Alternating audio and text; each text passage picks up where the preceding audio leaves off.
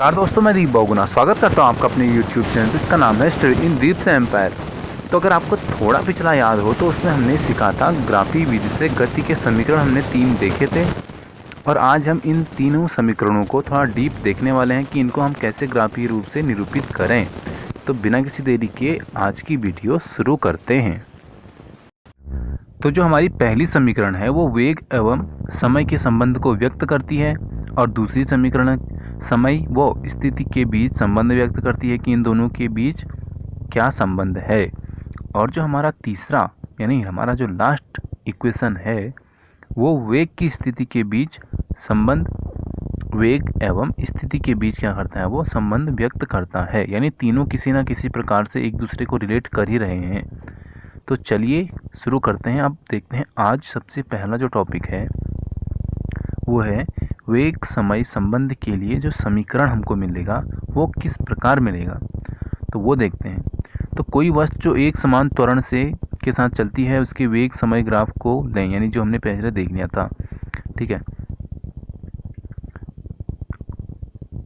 तो यहाँ पे एक ग्राफ देखो आप 8.8 को, यानी ये वाला ग्राफ। ठीक है, तो यहाँ पे क्या है, गति के समीकरणों को प्राप्त करने के लिए वेग समय ग्राफ बनाया गया है। और यहाँ से आप ये चीज़ें सब नोट कर लो। ये चीज़ें हम पिछली वीडियो में सब देख चुके हैं। A B C D E O, यानी ये सब चीज़ें हम देख चुके हैं। यहाँ से जो इसका वेग दिख रहा है ये देखो आप, एक पैरेलल स्पीड में बढ़ रहा है, यानी समय के साथ इसकी जो गति बढ़ रही है वो एक मतलब निश्चित गति इसकी बढ़ रही है समय के साथ। ठीक है, अब देखते हैं थोड़ा इससे आगे। तो यहाँ से ही हमको एक फॉर्मूला मिलेगा, वो मिलेगा, आप ये वाला फॉर्मूला देखो, v equal to u plus a t. तो जो हमारा यहाँ पे देखो u है, यानी यहाँ पे क्या है, इसकी प्रारंभिक स्थिति है। यहाँ से शुरू किया, जहाँ पे ख़त्म करेगा वो स्थिति होगी इसकी अंतिम स्थिति, यानी ये वाली स्थिति v। और अगर हमको ये v निकालना हो तो हम क्या करेंगे, प्रारंभिक स्थिति प्लस a क्या है हमारा त्वरण, यानी त्वरण हमने देखा था, वो त्वरण को यहाँ से डिनोट करेंगे। यानी d जो हमारा पॉइंट होगा यही हमारा क्या होगा, a होगा, यानी त्वरण होगा। और उसके बाद टाइम हम देख लेंगे कि कितने समय में लिया। तो यहाँ पे c, यहाँ पे देखो आप, जो c है यही हमारा टाइम है। तो यानी यहाँ से हमको जो इक्वेशन मिलेगी वो मिलेगी v equal to u plus a t. ठीक है, इसके बाद देखते हैं हम सेकंड वाला इक्वेशन निकालना सीखते हैं। अब समय स्थिति संबंध के लिए समीकरण, ये क्या है हमारा सेकंड वाला इक्वेशन है। तो इस प्रकार जो हमने देखा, किस प्रकार, s equal to u into t u t plus half a t square. ठीक है, तो यहाँ से ही हमको क्या हुआ, ये वाला फॉर्मूला मिलेगा। और ये कैसे मिलेगा, आप यहाँ पे इसको थोड़ा सा पॉज करके पढ़ लें। ठीक है, मान लें कि वस्तु एक समान त्वरण a से t समय की दूरी में s दूरी चलती है, यानी t समय में कितना चलती है, s चलती है। और वही डायग्राम हमारा 8.8 ये वाला डायग्राम, वस्तु के द्वारा तय की गई दूरी वेग समय ग्राफ ए बी के नीचे घिरे क्षेत्र ओ ए बी सी आप इसमें देख लो। ये वाला पॉइंट ओ हो गया, ए बी सी, यानी इस पॉइंट की बात हो रही है अभी। ठीक है, तो इसकी बात हो रही है, द्वारा प्राप्त किया जाता है। तो जो यहाँ पे वेग समय ग्राफ है वो इस वाले पॉइंट के द्वारा निकलेगा। इस प्रकार जो वस्तु के द्वारा तय की गई दूरी है एस निम्न प्रकार व्यक्त की जाती है। किस प्रकार, s equal to O A B C का क्षेत्रफल। और ओ ए बी सी क्या है, एक समलंब है। क्यों, क्योंकि इसकी भुजाएं आप देखो, ये एक समलंब की तरह क्या कर रहा है, बर्ताव कर रहा है। तो अब ये इक्वल टू क्या हो जाएगा, आयत ओ ए डी सी का क्षेत्रफल प्लस त्रिभुज ए बी डी का क्षेत्रफल। यानी हम यहाँ पे एक तो ये वाला हमारा हो गया आयत, ये आयत, ठीक है, ये वाला आयत प्लस इसके ऊपर जो त्रिभुज बन रहा है उसका क्षेत्रफल, इन दोनों को अगर हम जोड़ दें तो हमारा जो इक्वेशन होगा वो सेटिस्फाई हो जाएगा। और यहाँ से हमको मिल जाएगी s की वैल्यू। ठीक है, तो अगर हम इसको थोड़ा सॉल्व करें तो ये हमको देखो, आयत का क्षेत्रफल क्या होता है, लंबाई गुणा चौड़ाई। तो लंबाई गुणा चौड़ाई, लंबाई क्या है यहाँ पे ओ ए है। ठीक है, लंबाई क्या है ओ ए है, और चौड़ाई क्या है ओ सी है, प्लस प्लस क्या है हमारा। अब आपको ना ये फॉर्मूला याद होने चाहिए। अब त्रिभुज का फॉर्मूला क्या होता है, 1/2 आधार गुणा ऊंचाई। तो आधार है हमारा ए डी और ऊंचाई है बी डी। ठीक है, अब इससे अगर हम इसको सॉल्व करेंगे तो हमको ये पता है कि जो ओ ए है ये हमारा यू है, ओ सी क्या है ओ सी बराबर ए डी क्या है हमारा समय यानी टाइम टी है, ठीक है। और जो बी डी है ये क्या है हमारा त्वरण मतलब त्वरण और समय, यानी त्वरण के साथ ये बी डी समय को भी प्रदर्शित कर रहा है ग्राफ में, ठीक है। अब यहाँ पे ग्राफ भी आप रिलेट करते जाओ, ठीक है। यहाँ पे ग्राफ की ही बात कर रहा हूँ मैं। तो अब यहाँ से जो फॉर्मूला मिलेगा वो क्या मिल जाएगा, ये वाला मिल जाएगा, एस इक्वल टू यू गुणा T plus half T into ए टी, ठीक है। और तो अगर हम इसको थोड़ा और सिंप्लीफाई करेंगे तो हमको मिलेगा s equal to u t plus half a t square, और यही क्या होता है हमारा गति का सेकंड समीकरण होता है। अब देख लेते हैं गति का जो तीसरा समीकरण है, इस समीकरण को भी थोड़ा देख लेते हैं, इसके बारे में भी पढ़ लेते हैं। तो ये हमारा वेग स्थिति संबंध के लिए समीकरण दर्शाता है। और ये जो हमारा समीकरण है तो ये हमने कल भी पढ़ लिया था, तो आज इसको ज़्यादा पढ़ने की आई थिंक ज़रूरत नहीं है। मैं आपको सीधे इसका फॉर्मूला बताता हूँ। तो जो इसका फॉर्मूला हमारा यहाँ पे काट पीट के निकला वो निकला 2as equal to v square minus u square, 2as equal to v square minus a square, ठीक है। वी स्क्वायर हमको पता है क्या होता है, जो हमारा अंतिम बिंदु होगा वो होगा अंतिम बिंदु का स्क्वायर कर देंगे, वी स्क्वायर निकल जाएगा, माइनस है, और उसके बाद क्या है यू स्क्वायर। अब यू स्क्वायर यहाँ पे क्या होगा, जो हमारी प्रारंभिक दूरी है, यानी जहाँ से हमने चलना शुरू किया वो वाली जो दूरी होगी वो हमारा यू होगा, ठीक है। इसका हम स्क्वायर कर देंगे तो यू स्क्वायर निकल जाएगा, और इसको सॉल्व करके हमारा ए एस, ठीक है, ए एस निकल जाएगा। अब इसी बेस पे यहाँ पे हमको पहला क्वेश्चन आप देखो, एक रेलगाड़ी विरामावस्था में चलना प्रारंभ करती है, 5 मिनट में 72 किलोमीटर का वेग प्राप्त कर लेती है।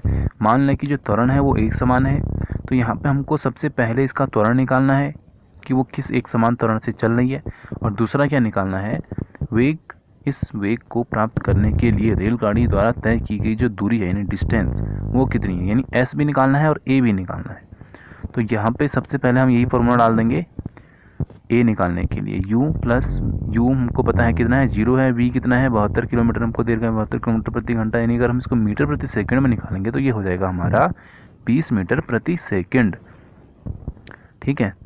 और t देखो, t है हमारा 5 मिनट यानी 300 सेकंड, और समीकरण अगर हम इसको 8.5 में रख दें तो वो क्या है हमारी, वो है हमारी a बराबर v minus you upon T. तो यहाँ पे आप खुद ही रख दो, तो v कितना है 20 है, ठीक है। तो 20 माइनस 0 अपॉन टी कितना है यहाँ पे 300 है, ठीक है। तो यहाँ पे जो हमारा हमको आंसर मिलेगा वो मिलेगा 20/300, 0 से 0 काट दो, यानी 1/15 मिलेगा हमको यहाँ से आंसर, ठीक है। तो यहाँ पे जो त्वरण है वो कितना आ जाएगा 1/15, ठीक है, 1/15 मीटर प्रति सेकंड स्क्वायर। और दूसरी चीज़ हमको जो निकालनी थी वेग, वो भी देख लेते हैं हम कि उसने कितनी दूरी तय की, और दूरी को हम एस से डिनोट करते हैं, मैंने आपको पहले ही बता दिया। तो अब यहाँ से हम इसको यहाँ पे से तीसरा इक्वेशन डाल देंगे, ठीक है। जो तीसरी समीकरण थी हमारे 2as वाली, वो वाले डाल देंगे। 2 हमको पता है ये तो कांस्टेंट है, यानी 2 की वैल्यू हम 2 ही रखेंगे। a पता है हमको कितना मिल रखा है, हमको 1/15 मिल रखा है। v स्क्वायर यानी v का स्क्वायर, 20 का स्क्वायर यानी 400 हो जाएगा, और u स्क्वायर यानी 0, तो यानी ये वाला पद हट जाएगा यहाँ से, ठीक है।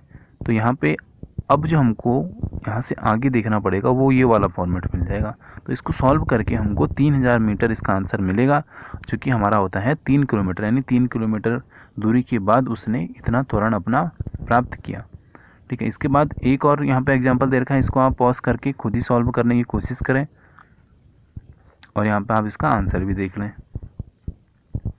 तो अब सीख लेते हैं थोड़ा कि हमने इस चैप्टर से क्या क्या सीख रहे हैं, ठीक है।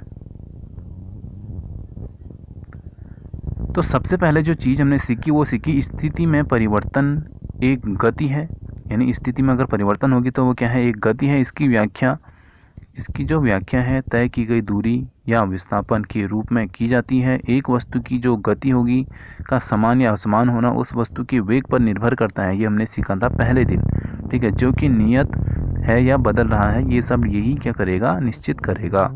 अगली जो हमने चीज़ सीखी वो ये सीखी थी कि यदि इकाई समय में वस्तु के द्वारा जो चली गई दूरी है उसकी चाल है, और प्रति इकाई समय में क्या है, समय में जो वो चलेगा प्रति इकाई समय में उसका जो विस्थापन होगा वो क्या होगा, वो उसका वेग कहलाएगा, ठीक है। ये दोनों चीज़ें भी हमने देखी थी। अगला जो हमने देखा, किसी वस्तु का त्वरण प्रति इकाई समय में उसके वेग में होने वाले परिवर्तन है। यानी जो किसी वस्तु का त्वरण होगा वो क्या होगा, प्रति इकाई समय में जो होगा परिवर्तन वही है। अगला देखो, ग्राफों के द्वारा वस्तु की जो समान और असमान गति को दर्शाया जा सकता है, और ग्राफों को तो हमने बहुत ही गहन अध्ययन कर लिया इनका।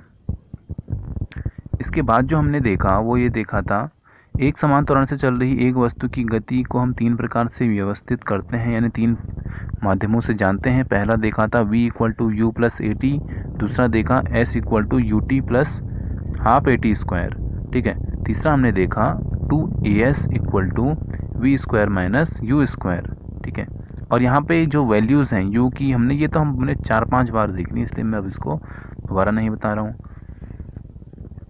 अगला और जो लास्ट पॉइंट हमने देखा नहीं, लेकिन आप इसको खुद ही देख लेना, यहाँ पे मैं पॉज करके आपको दिखा देता हूँ। ये वृत्तीय, ठीक है, जो एक समान वृत्तीय चाल होती है हमारी, एक समान वृत्तीय गति होती है, इसके बारे में, ठीक है। इसको आप पॉज करके खुद ही पढ़ लेना, क्योंकि वीडियो हो गई बहुत ही ज़्यादा लंबी और इसके हो गए हैं 6, 7, 8। तो इसको मैं आपको एक लाइन में अगर बताऊँ तो, अगर कोई वस्तु वृत्तीय पथ पर एक समान चाल से चलती है तो जो उसकी गति होगी उसको एक समान वृत्तीय गति कहा जाता है। और आपके काम का भी यही है कि अगर कोई वस्तु को वृत्तीय पथ पर एक समान चाल से चलती है तो उसको हम क्या कहते हैं, तो उसकी जो गति होगी उसको हम एक समान वृत्तीय गति कहते हैं। ये इसका आंसर हो जाएगा। तो यहाँ पे करते हैं वीडियो को समाप्त। जय हिंद, जय भारत।